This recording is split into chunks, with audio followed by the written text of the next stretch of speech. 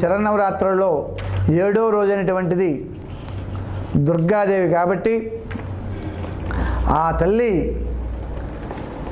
అసలు ఈ నవరాత్రులు జరగడానికి కారణం ఆ దుర్గాదేవి కాబట్టి ఓ వేదాంత వేద్య బ్రహ్మస్వరూపిణి దివ్యమాయా శక్తి లోకాలన్నింటినీ కూడా సృష్టించే జనని నీకు నమస్కారం తల్లి అని చెప్పి ప్రార్థన చేస్తూ ఉంటారు.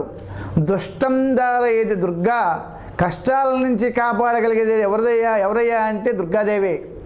కాబట్టి అటువంటి శక్తి కలిగినటువంటి ఆ భక్తుల పాలిట కల్పతరమైనటువంటి జనని మమ్ము రక్షించడానికి మాకందరికీ కూడా సుఖశాంతులు ప్రసాదించడానికి నువ్వు 100 కళ్ళతో ప్రకాశిస్తూ మాకు ఆనందాన్ని కలిగిస్తూ ఉన్నావు. కాబట్టి నేటి నుండి నీవు శతాక్షి అని లోకంలో అందరి చేత పూజ అందుకుంటూ ఉంటావు. మా బ్రహ్మ ఇచ్చిన వరగర్వంతో దుర్గముడు అనేటువంటి మా వేదాలను కూడా అపహరించి మమ్ము స్వర్గం నుండి పారద్రోలాడు. అందువలన మేమంతా కూడా శక్తిహీనులమైపోయాము. నీ దుష్టరాక్షసుని సంహరించి మా వేదాలని మాకు ఇప్పించు తల్లి అని చెప్పి విన్నపం చేశారు. దేవతలు ఎప్పుడైతే విన్నపం చేశారో ఆ దేవతలను ఆ విన్నపం ఆలకించి చెలించిపోయినటువంటి ఆ శతాక్షీదేవి వారందరికీ కూడా అభయం ఇచ్చి ఆహారం లేక కృషించిన వారందరికీ కూడా ఆహారం ప్రసాదించింది. భూలోకంలో ఉన్నటువంటి పశువులకి మేతను చూపించింది. మానవాళికి శాఖములను అనుగ్రహించింది. ఇలా విధములైన శాఖలను ప్రసాదించడం వలన అమ్మ శాకంబరిగా అవతరించింది. అదే పేరుతో పిలువబడుతుంటుంది. అట్లాగే ఈ విధంగా సర్వదేవతలు కూడా మానవుల యొక్క ఆవేదనను గ్రహించినటువంటి శతాక్షి దుర్గాసురుని మీద ఆగ్రహం కలిగి వారిని వధించడానికి ఉద్యుక్తురాలయ్యింది. అయితే ఈవిడ సర్వమంగళ స్వరూపిణిగా సర్వార్థదాత్రిగా అయినటువంటి దుర్గా, బ్రహ్మాది దేవతందుల చేత పూజింపబడేటువంటి దుర్గాదేవి అది ప్రకృతి రచన స్వరూపాల్లో మొట్టమొదటి స్వరూపం అవతారం. ఈ తల్లిని అమ్మలగన్నయమ్మ, ముగ్గురమ్మల మూలపటమ్మ, చాలా పెద్దమ్మ సురారులమ్మ, కడుపారు పిడిచినయమ్మ, తన్నలో నమ్మిన వేల్పుటటమ్ముల అనుమనమమ్మలందిడియమ్మ, దుర్గమ్మయమ్మాయమ్మ కృపాబ్ధి నిశ్చిత మహత్వ కవిత్వ పటుత్వం సంపదలన్ ధర్మాన్ని, పుణ్యాన్ని, కీర్తిని, శుభమంగళాలని, సుఖాలని, మోక్షాన్ని, ఆనందాన్ని కలిగించిన మన దుఃఖాలన్నింటినీ కూడా నాశనం చేసేటువంటి తల్లి ఈవిడ. తనని శరణు వేడుకున్నటువంటి దీనులందరినీ కూడా ఆర్తులను రక్షించే దయాస్వరూపిణిగా సృష్టి స్థితి లయకారిణైనటువంటి దుర్గాదేవి ఆవిర్భావం ఎలా జరిగింది అంటే ఆ పన్నులన్నిటికీ కూడా ఆదుకోవడానికి ఏ రూపాలు ధరించవలసి వచ్చింది ఈవిడ, ఏ రాక్షసులు సంహరించింది, ఏ పేర్లతో కీర్తింపబడుతుంది, ఈ సృష్టిలోని సకల జీవులకు సంబంధించినటువంటి బుద్ధి, నిద్ర, ఆకలి, దప్పికలు, నీడలు, ఎరువుబాటు, జ్ఞాపకాలు, దయ, జాలి, భ్రాంతి, శాంతి, వెలుగు, చైతన్యం, తుష్టి, పుష్టి, ఐశ్వర్యం, ధైర్యం, మాయ ఇవన్నీ కూడా దుర్గా భవానీ స్వరూపాలే. అయితే ఆ విషయాన్ని గురించి వివిధ పురాణాలు మనకు సవివరంగా తెలియజేస్తూ ఉన్నాయి. అత్యంత పవిత్రమైనటువంటి మోక్షప్రదమైనటువంటి తేజోరూపమైనటువంటి దుర్గాదేవి చరిత్రను, దివ్య ప్రభావాన్ని గురించి తెలియజేసే పురాణాల్లో మొట్టమొదటి బ్రహ్మవైవర్త పురాణం, రెండవది శ్రీదేవి భాగవతం, మూడవది శ్రీదేవి పురాణం, నాలుగవది మార్కండేయ పురాణం, ఐదవది పద్మపురాణం, ఆరవది బ్రహ్మాండ పురాణం మొదలైన ముఖ్యమైనటువంటివి ఈ తల్లి యొక్క చరిత్ర చెప్పడానికి. దుర్గాసుర సంహారణిగా బ్రహ్మవైవర్త పురాణం ఇలా చెప్తోంది. పూర్వం హిరణ్యాక్షిణి వంశంలో రురు అనే ఒక రాక్షసుడు పుట్టాడు. అతడికి చాలా కాలం తర్వాత దుర్గముడు అనే ఒక కొడుకు పుట్టాడు. అతడు అనుదినము కూడా ప్రవర్ధమానుడై అమితమైనటువంటి బలపరాక్రమంతో సంపన్నుడిగా పేరొందాడు. ఊహ తెలిసినప్పటి నుండి కూడా అతడు దేవతల మీద యుద్ధానికి వెళ్తూ తీవ్రమైన ద్వేషాన్ని పెంచుకున్నాడు. ఆ ద్వేషం రాను రాను రాను పెరిగి పెద్దదై ఒక మహా విషవృక్షమైంది. ఎలాగైనా సరే దేవతలను దర్పణమణచి వారి సమూలంగా నాశనం చేయాలని నిత్యము కూడా భావించేవాడు. ఒకనాడు అతనికి ఒక దుష్టపాలోచన కలిగింది. ఏమిటి ఆలోచన అంటే మధ్యలో తనకు తలుక్కున మెరిసింది. అదేమిటంటే దేవతల యొక్క అభివృద్ధికి ఐశ్వర్యానికి మూలం వారి వద్ద వేదాలేనని, మానవులు, ఋషులు, మునులు అందరూ కూడా వేదాలను పఠించడం వల్ల వారు శక్తివంతులు అవుతున్నారని, కానీ ఆ వేదాల నుండి వారి నుండి దూరం చేస్తే మనం దగ్గర ఉంచుకున్నట్లయితే దేవతలు, మానవులు, ఋషులు, మునులు బలహీనమైపోతారని చెప్పి ఆలోచించి వెంటనే బ్రహ్మ గురించి తపస్సు చేయడం ప్రారంభం చేశాడు. హిమాలయ పర్వతాల మీద సానువులు ఆలోచించి హిమాలయ పర్వతాలు పోయి అక్కడికి వెళ్ళి ఈ ప్రారంభమైనటువంటి తపస్సును ప్రారంభించాడు. అక్కడ నిరాహారి అయి వాయుభక్షణ చేస్తూ బ్రహ్మ గురించి 1000 సంవత్సరాల పాటు ఘోరమైన తపస్సు చేశాడు దుర్గమాసురుడు. అతని తపో వేడిమికి లోకాలన్నీ కూడా అల్లాడిపోయినాయి. అతను తపస్సుకు వచ్చినటువంటి బ్రహ్మ సత్యలోకం నుండి దిగి వచ్చినటువంటి దుర్గమాసురుని ముందు ప్రత్యక్షమై, ఓ దుర్గాసురమా, నీ తపోదీక్షకు సందర్శించా మేము, నీకు కావలసిన వరమిస్తాం, కోరుకోమన్నారు. అప్పుడు బ్రహ్మ పలికిన మధుర భాషను విన్న దుర్గముడు తన తపస్సును చాలించి బ్రహ్మ పాదపద్మాలకు సాష్టాంగ ప్రమాణాలు ఆచరించి తన తపస్సును చాలించినటువంటి తండ్రి జగత్పతి, వేదాలు నా సొంతం కావాలనే గర్వంతో నేను దేవతలు ఉన్నారు, దయచేసి నాకు ఆ వేదాలను ఇప్పించండి, నాకు ప్రసాదిస్తే ఆ దేవతల యొక్క గర్వం అనుస్తానని చెప్పి అడిగాడు. కనుక వేదాలన్నీ కూడా దేవతలు సొంతం కాకుండా నా సొంతమయ్యే విధంగా వరమేయండి అని చెప్పి కూరగా తథాస్తున్నాడు బ్రహ్మదేవుడు. అలాగే జరుగుగాక అని ఆ దుర్గముడికి వరాన్ని ప్రసాదించినటువంటి ఆ బ్రహ్మదేవుడు అలా వరమిచ్చి తన సత్యలోకానికి వెళ్ళిపోయాడు బ్రహ్మదేవుడు. ఆ విధంగా వేదాలన్నిటినీ కూడా దుర్గముడికి స్వాధీనమైపోయినాయి ఆ రాక్షసుడికి. ఎప్పుడైతే వేదాలన్నీ దుర్గముడి స్వాధీనానికి వచ్చేసినాయో అప్పటి నుండి బ్రాహ్మణులందరూ కూడా వేదమంత్రాలు మర్చిపోయారు. నిత్యానుష్ఠాన జపతపాలని కూడా యజ్ఞయాగాది కృతులని కూడా స్తంభించిపోయాయి. లోకమంతా కూడా అల్లకల్లం అయిపోయింది. బ్రాహ్మణులు, ఋషులు ఏమిటి వైపరీత్యం అని చెప్పి మంత్రాలు ఏమి గుర్తుకు రావటం లేదు, వేదాలు లేకపోతే మనం ఏం చేయగలుగుతామని చెప్పి అనుకుంటూ తమలో తాము చర్చించుకుని బాధపడుతూ ఉన్నారు. ఈ విధమైన పరిస్థితుల్లో భూలోకంలో జరిగేటువంటి యజ్ఞయాగాల కార్యక్రమాలన్నీ కూడా నిలిచిపోయి పర్యవసానంగా ఆవిర్భావం లభించబోయేసకల్లా దేవతలందరూ కూడా నిరసించిపోయారు. ఇదే సమయాన్ని భావించినటువంటి దుర్గముడు రెట్టించిన ఉత్సాహంతో స్వర్గలోకం మీదకి దండెత్తాడు. మత్తగజం లాంటి శరీరంతో మదమెక్కి ఉన్నటువంటి ఆ దుర్గమాసుడు అత్యంత బలిష్టగా ఉన్నటువంటి ఆ దుర్గముడి సైన్యాన్ని ఎదిరించలేక దేవతలందరూ కూడా తలవదిక్కు పారిపోయారు. ఆ దుష్టరాక్షసుడి యొక్క సైన్యం తమకు ఎక్కడ నాశనం ఉద్దేశిస్తుందో అనే భయంతో కొండ గుహల్లోనూ కేకారణ్యాలోనూ రహస్యంగా దాక్కుని అక్కడుండి ఆదిపరాశక్తిని రక్షించమని ప్రార్థింపసాగారు దేవతందరూ కూడా. ఆ దుర్గముడి దాడి వలన లోకాలన్నీ కూడా భీతావహం చెందసాగాయి. బ్రాహ్మణులు ఆచరించే నిత్యాగ్నిహోత్రాలు, యజ్ఞయాగాది కృతులు కూడా నిలిచిపోయినాయి. అట్లాగే నిలిచిపోవడం వలన వానని కూడా వెనకట్టాయి. వర్షాలు లేకపోవడం వలన నేలంతా కూడా ఎండిపోయి బీట్ల వారిపోయింది. చెరువులు, బావులు, నదులు నీరు లేక ఒట్టివైపోయినాయి. జీవనాధారమైన నీరు లేకపోవడం చేత లెక్కలేనన్ని పశువులు, మనుష్యులు మృత్యువాత పడ్డారు. ఇలాంటి కడగంటలో శత సంవత్సరాలు గడిచిపోయాయి. అప్పుడు మేల్కొన్నటువంటి బ్రాహ్మణులు, ఋషులు, మునులు, దేవతలను కూడా వెంట పెట్టుకుని హిమాలయాలకు వెళ్ళి అక్కడ ఉన్నటువంటి ఆదిపరాశక్తిని ప్రార్థించారు. ఆ జగన్మాతను తమ కష్టాల నుండి రక్షించమని, నిన్ను నమ్మిన వారికి ఎన్నడూ కూడా నాశం లేదు కదమ్మా ఈశ్వరి అంటూ దీనాతి దీనంగా వేడుకున్నారు.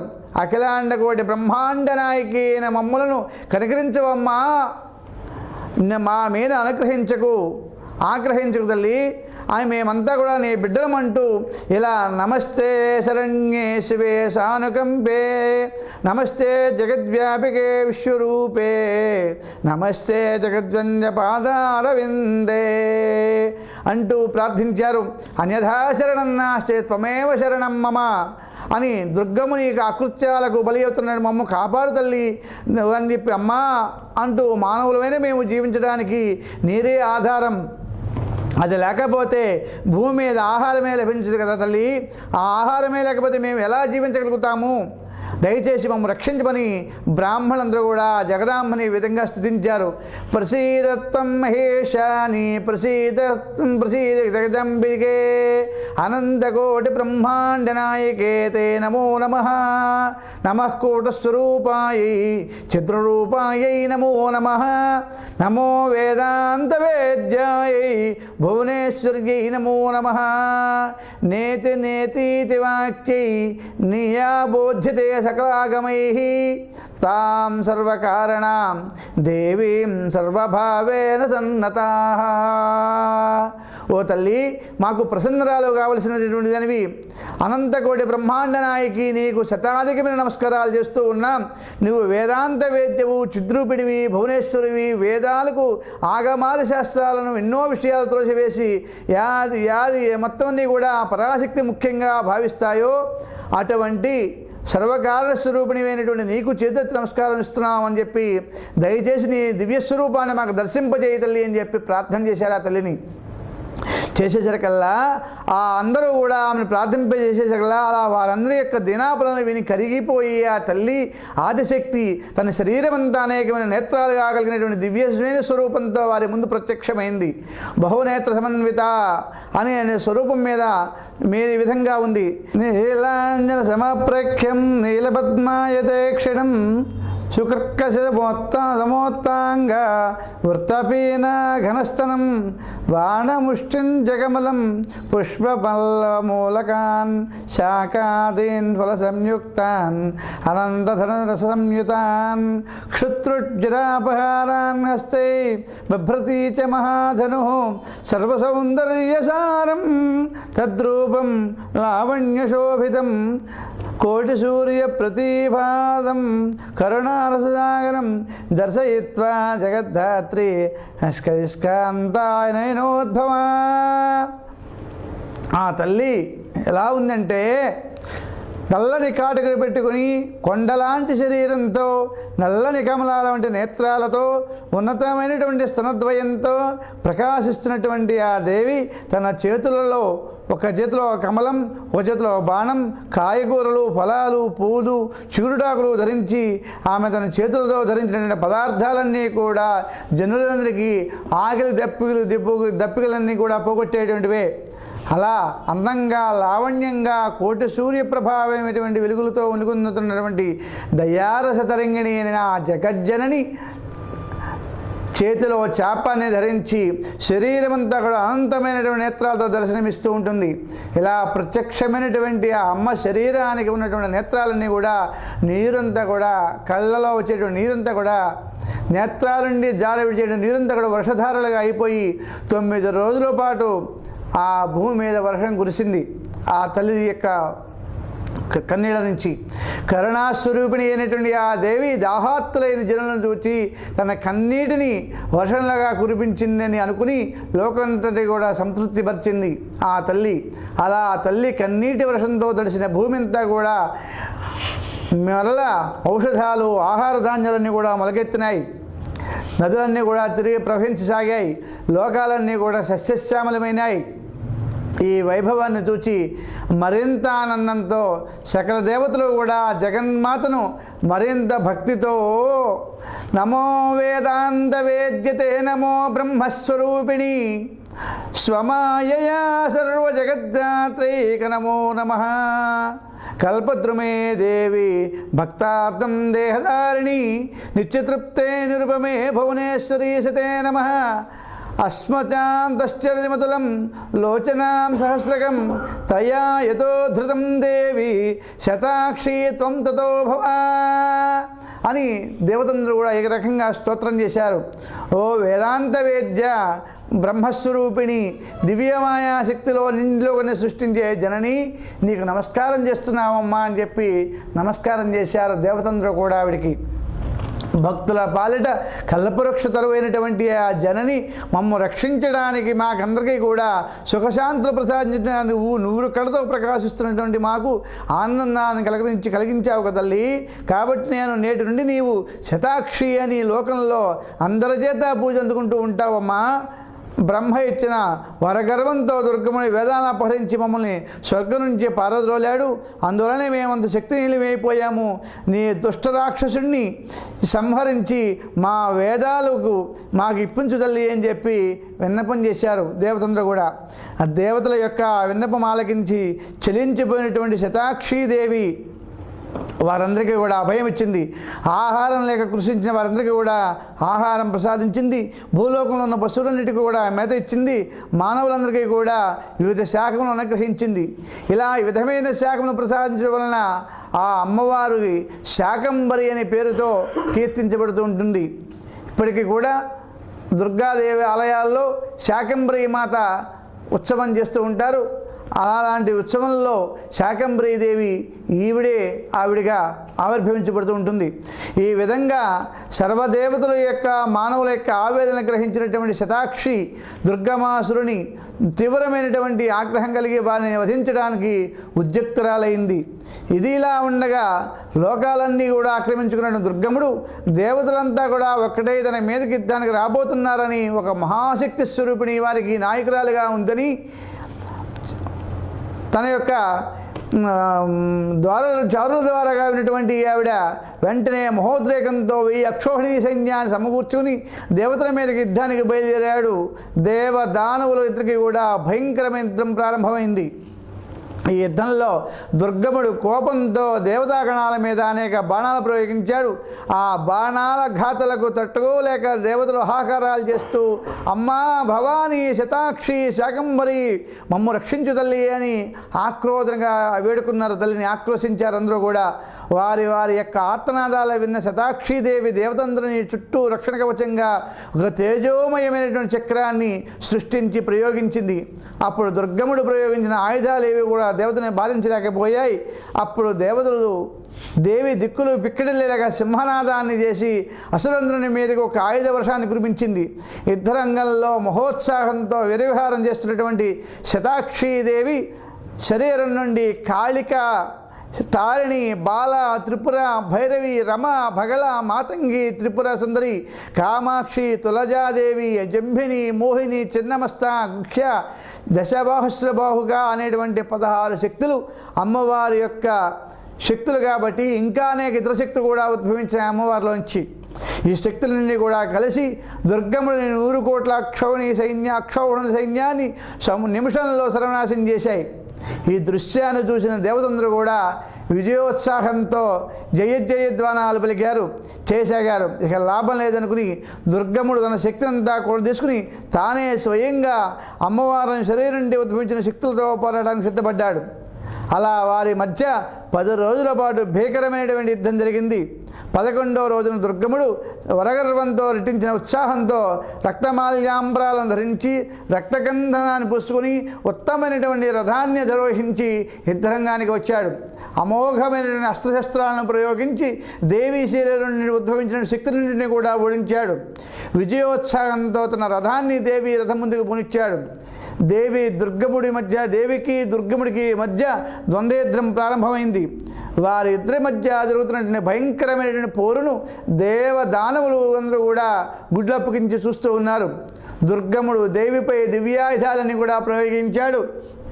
వరుసగా ప్రయోగించేసరికల్లా ఆ తల్లి వాటన్నిటి కూడా మార్గమధ్యంలో త్రుంచివేసి 15 బాణాలను సంధించి 4 బాణాలతో వారి రథాన్ని 4 చక్రాలని కూడా గుర్రాలని కూడా ఒక రథసారథిని 2 బాణాలతో దుర్గముడిని 2 కండ్లకు మరో 2 బాణాలతో 2 భుజాలను ఒక బాణంతో వాడి డొక్కలో ఉన్నటువంటి 5 బాణాలను వాడి గుండెని ఖండించేసినాయి.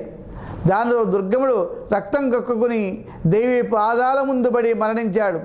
అతడి శరీరంలో ఒక కాంతపుంజం బయటకు వచ్చింది. శతాక్షీదేవి శరీరంలో కలిసిపోయింది. ఈ దృశ్యాన్ని తిలకించినటువంటి దేవతలు హర్షధ్వానాలు చేశారు. దుర్గముడు సంహరించబడటంతో లోకాల ఆనందంతా విరిసిలింది. ఆ యుద్ధంలో చావుగా మిగిలిన రాక్షసులు కూడా ప్రాణాలు అరచేత పట్టుకుని తలో దిక్కు పారిపోయారు. ఆ సమయాన బ్రహ్మ విష్ణు మహేశ్వరులందరూ కూడా ఏకకంఠంతో ముక్తకంఠంతో పరమేశ్వరి, శాకంబరి, శతాక్షి, శివాని, భవాని సర్వోపనిషత్తుల చేత కీర్తింపబడుతున్నటువంటి జ్ఞానప్రసూనాంబ మంగళస్వరూప మహామాయ దుర్గామాసుర సంహారిణి నీకు మాకు వందనం అభివందనం అన్నారు. అనంతకోటి బ్రహ్మాండ జనని నీవు పరమద్వయా స్వరూపిణివి కాబట్టే మా పామరులపైన మా మీద దయించి మా కోసం కన్నీరు గార్చావు అని మానవులంతా ఆ దేవుని పరివిధాలుగా కీర్తించి సంతృప్తురాలుగా చేశారు. వారి స్తోత్రాలకు ఆనందించిన శతాక్షీదేవి దుర్గముని చెరలో ఉన్నటువంటి వేదాలను తీసుకొచ్చి బ్రాహ్మణుడికి అందించింది. వారితో విప్రవరేంద్రుడు కూడా వేదాలను నా శరీరం వంటివి, వీటిని అతి పవిత్రంగా రక్షించుకోండి, నన్ను మనసులో స్మరిస్తూ నిరంతరం కూడా వేదాధ్యాయం కొనసాగించండి, దివ్యమైనటువంటి నా చరిత్రను పారాయణ చేస్తూ మీకు కలిగిన కష్టాల నుండి విముక్తిని పొందండి. ఎవరైతే నా దివ్య చరిత్రని భక్తితో పారాయణం చేస్తారో వారి కోరికలని కూడా నేను తీరుస్తానని చెప్పింది. అంతేకాదు దుష్టుడైనటువంటి ఆ దుర్గమాసురుణ్ణి సంహరించిన కారణంగా ఇక్కడి నుంచి దుర్గగా పిలువబడతా నేను సమస్త లోకాలకి కూడా వాళ్ళ దుర్గతులను నాశనం చేసి సద్గతులను కలిగించేటువంటి ఈ దుర్గానామాన్ని శతాక్షిగా ఈ రూపాన్ని ఎవరైతే నిత్యము స్మరిస్తూ ఉంటారో జపిస్తూ ఉంటారో వారు నాచే సృష్టింపబడినటువంటి మాయను దాటి చివరకు నా సన్నిధికి చేరుకుంటారు అని చెప్పి ఆ తల్లి పలికిన చిరునవ్వులను వినిపిస్తూ ఆ తల్లి కాస్త అదృశ్యమైపోయింది. ఎప్పుడైతే అదృశ్యమైందో ఇలా కృతయుగంలో ప్రప్రథమంగా దుర్గమాసుర సంహారణిగా శతనేత్ర సమన్వితమైన దుర్గాదేవి ఆవిర్భవించింది. విజయవాడలోని ఇంద్రకీలాద్రి వెలిసినటువంటి శక్తియే దుర్గమాసును సంహరించిన దుర్గాదేవి కాబట్టి ఆ ప్రకృతి స్వరూపిణి అయినటువంటి కనకదుర్గగా వ్యవహరింపబడుతోంది. అమ్మ దయ ఉంటే మనకు అన్నీ ఉన్నట్టేనని చెప్పి ఈ యొక్క దుర్గమాసుడి యొక్క కథ చేయడం దుర్గా యొక్క కథ చేయడం వలన ఇలా చెబుతుంది. ఇదం స్తోత్రం మయా ప్రోక్తం ఆపదుర్యాదుహేతకం త్రిసంధ్యేమిక సంధ్యం వా పఠనాత్ ఘోర సంకటాత్ విముచ్యతే నాత్ర సందేహో భువి స్వర్గదశాతలే సర్వం వా శ్లోకమేవ యఃపఠేత్ భక్తిమానసా సర్వం దుష్కృతం ధృత్వా ప్రోప్నాది పరమం పదం పఠనాద్దేవేశి కిం సిద్ధ్యతి భూతలే స్తవరాజమిదం దేవి సంక్షేపకృతమయా సర్వస్వరూపే సర్వేశ్రీ సర్వశక్తి సమన్వితే భయేభ్యో స్త్రాహివో దేవి దుర్గాదేవి నమోస్తుతే దుర్గే దుర్గతిహరిణి త్రిజగతాం సర్గాది సిద్ధార్థకే సర్వాభీష్టఫలప్రదాయిని నిపుణ త్రయానవశంకరి సాత్వసాం సరస్యానంతరా నవ్యసంచితాత్మిక సానాసార వివేక విదిత సర్వైక రక్షాత్మిక అని చెప్పి ఆ తల్లిని అలా ప్రార్థన చేసి ఆ తల్లిని శాంతింపజేశారు. అట్లా ఆ దేవతని మన వేదాల్లో నిక్షిప్తం చేశారు. ఎలా చేశారు అంటే ఓం జాత వేదసే సునవామ సోమరాతియతో నిదహాతి వేద సనః పురుషపతి దుర్గాణి విశ్వానావేవ సింధం దురితార్జగ్ని తామగ్నివర్ణాం తపసా జ్వలంతిం వైరోచనీం కర్మఫలేషు దుష్టాం దుర్గాం దేవీయుగం శరణమహం ప్రపద్యే శుతరసితరసే నమః అగ్నే త్వం పారయా నవ్యో అస్మాన్ స్వస్తి దుర్గాణి విశ్వా పూశ్చ పృథ్వీ బహుళాన ఉర్వీ భవాతోకాయతనయాయ సంజ్ఞో విశ్వానినో దుర్గా జాతవేదస్యంధన్ననావదురితాతి భరీషి అగ్నే అత్రిన్మనసా గృణానో అస్మాకం పూజ్యవిద తనూనాం పృతనాజదగం సహమానమగ్ని ఉగ్రగం హువేమ పరమాధస్తాత్ సనః పురుషపతి దుర్గాణి విశ్వ క్షామద్దేవోతి దురితాజగ్ని ప్రత్నోషగమీఢ్యో ధ్వరేషు సనాచ్యహోత నవ్యస్య షష్ఠీ సాంచాగ్నేతనవం విప్రయం చ స్మాభ్యం చ సౌభమాయజస్వ అని ఇంద్రాది దేవతంద్రులు కూడా ఆ తల్లిని ఇట్లా వేదన స్తుతించి ఆ తల్లిని ఎవరైతే ఆరాధన చేస్తారో వారందరికీ కూడా ముక్తి ప్రదాయమైనటువంటిది కష్టాలన్నీ కూడా తీరిపోతాయి. ఆ తల్లికి ఇష్టమైనటువంటి ప్రసాదాన్ని కానీ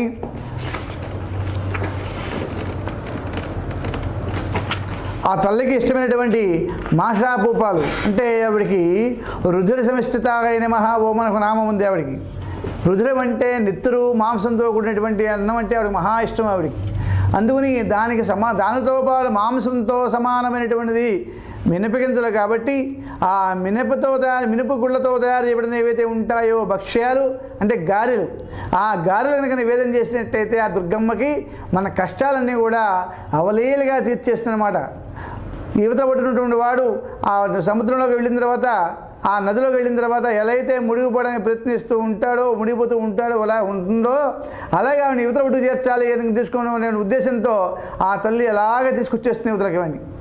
అట్లా మన యొక్క కష్టాలన్నీ కూడా ఆ తల్లి నెరవేరుస్తూ ఉంటుంది. ఇది 7వ రోజున అయినటువంటి నవరాత్రుల ఉత్సవాల్లో చేసుకోవాల్సినటువంటి సమయం ఇది.